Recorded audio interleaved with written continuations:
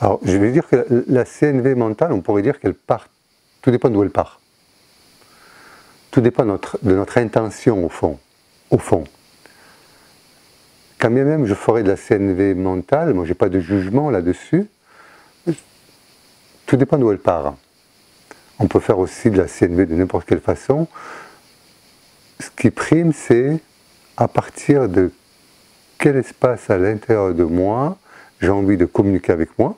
Parce que souvent on pense que communication non violente, c'est forcément communication avec l'autre. Mais pour moi, comme je l'aborde dans mes formations, c'est beaucoup communication avec soi. Parce que quand j'ai été au clair avec moi, ben, je vais pouvoir être plus au clair aussi avec l'autre. Et comment je veux communiquer avec moi, ou à partir de quel espace je veux communiquer avec moi et avec l'autre. Si je communique à partir de cet espace qui veut convaincre l'autre, ou moi-même, dire à l'autre que j'ai raison et il a tort, ou montrer à l'autre comment il devrait communiquer, parce qu'on peut être aussi, je dirais, très agressif aussi avec la CNV.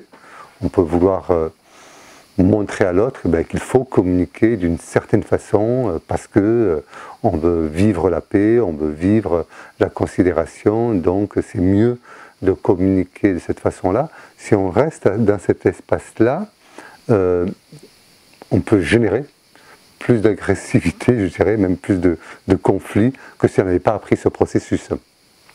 C'est important d'avoir cela à l'esprit.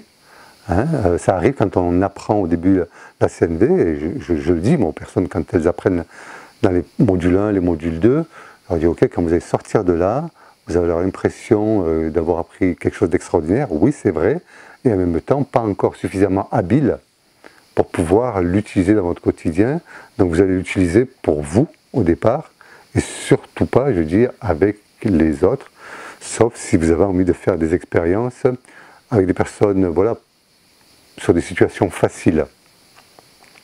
Donc pour rester sur ta question, donc ça peut être très mental au début pour apprendre, puis le risque c'est qu'on peut rester là-dedans. Moi je l'ai vu, je le vois encore.